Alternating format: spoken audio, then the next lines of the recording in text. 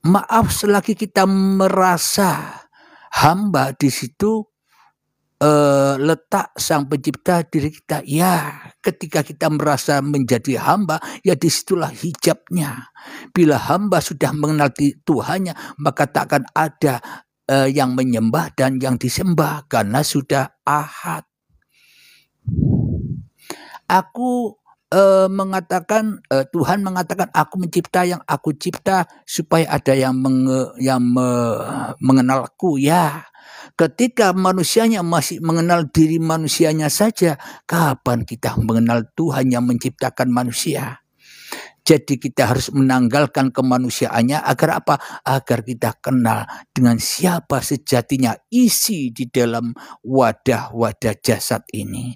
Inilah manusia yang kembali kepada fitrah diri manusianya yang tak ada, fitrah diri manusianya yang tak wujud, fitrah diri manusianya yang tak hidup. Maka kembalilah fitrah Tuhan itu. Fitrahnya Tuhan wujud, fitrahnya Tuhan hidup, fitrahnya Tuhan berkuasa atas manusia. Semoga bisa dipahami ya.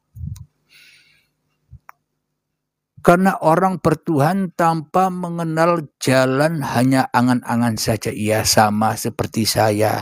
Saya pun dulu begitu, abang.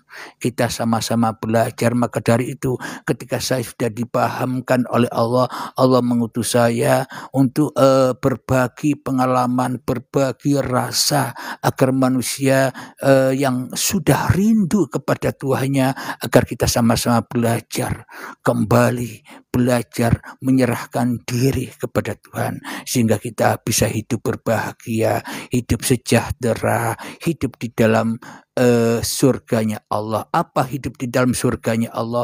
Kita enjoy saja dengan ketetapan yang ada.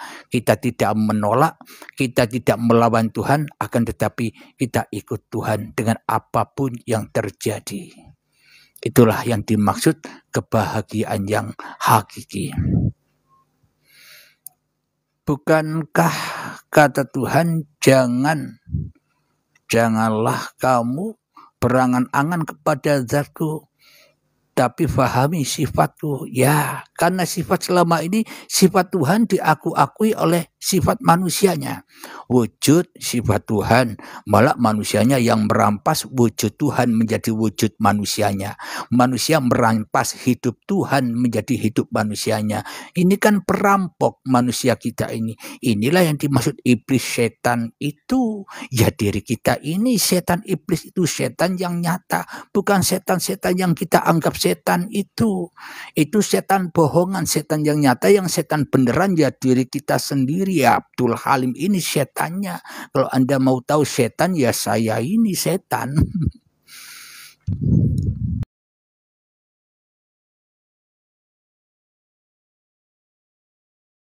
Yang selain Allah bisa menciptakan. Meskipun Anda masih merasa pengakuan, yaitu ciptaan Tuhan, Allah maunya begitu, ya kan? Jadi jangan menyalahkan diri Anda sendiri.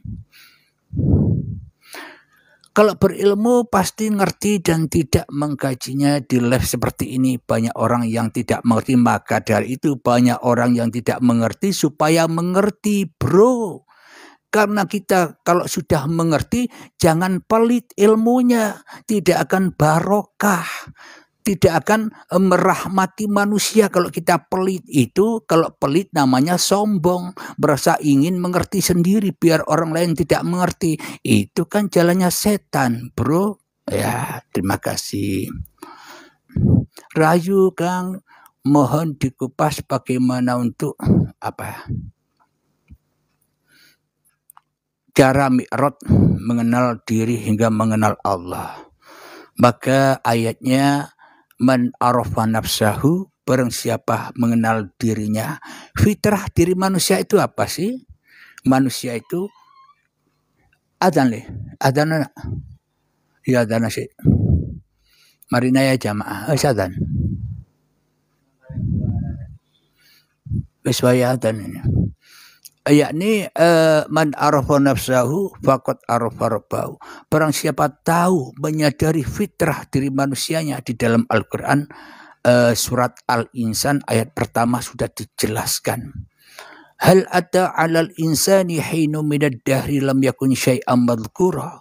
Bukankah dulu kamu manusia, dulu ketika saat itu tidak bisa disebut. Berarti yang bukan apa-apa, berarti yang bukan siapa-siapa kan manusia, bukan Allah. Allah manusialah yang laisa kamisli syai'un, tidak seperti apa-apa, tidak seperti siapa-siapa, wong tidak bisa disebut. Jadi Allah lah yang menciptakan apa-apa, Allah lah yang menciptakan siapa-siapa.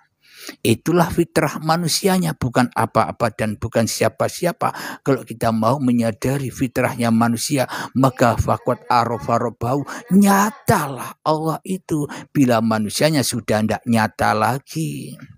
Begitu, bisa dipahami Kang Mas? Terima kasih. Iblis adalah nafsu yang ada di diri kita, betul sekali. Maka dari itu kita hanya bisa melihat keiblisan orang lain. Iblis kita sendiri kita pelihara, itulah kesalahan kita selama ini. Maka sibuklah kita mengorek-ngorek diri kita sendiri. Jangan sibuk mengorek orang lain agar kita tidak tersesat jalannya.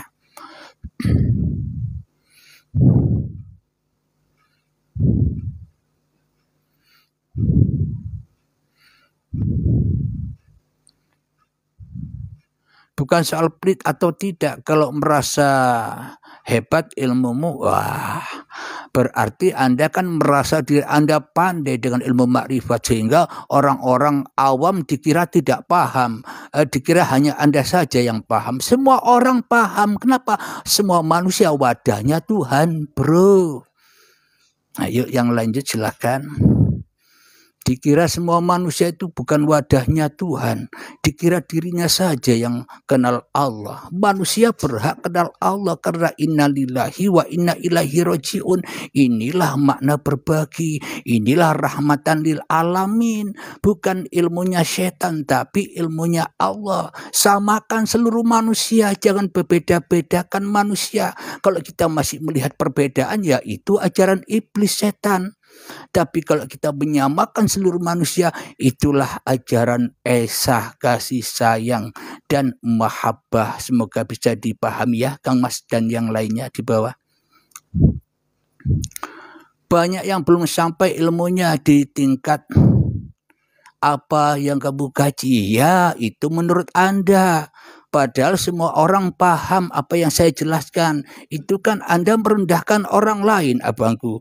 Anda merasa paling paham tentang ilmu ini. Itulah iblis yang menyelinap di dalam dada. Itu yang harus dibuang, abangku, biar kelihatan semuanya sama. Esanya Allah, jangan membeda-bedakan lagi. Ya, kita sama-sama belajar ya.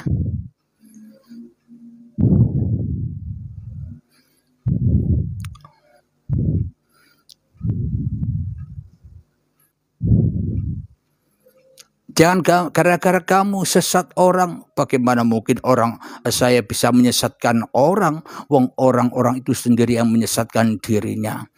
Maka dari itu jangan pelit-pelit ilmunya. Bila Anda paham ya terangkan agar orang tidak sesat.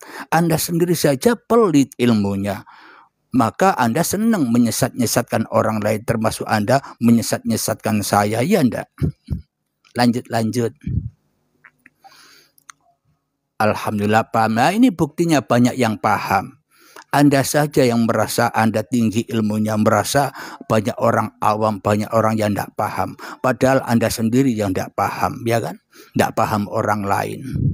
Kalau saya paham orang lain, kenapa? Orang lain, saya memandang orang lain sama halnya saya memandang diri saya sendiri. Saudara, seiman, sebadan, setanah, sekandung, sama isinya. Pasti paham. Kalau Anda masih membedakan ada orang yang tidak paham, berarti Anda merasa paham sendiri, abangku.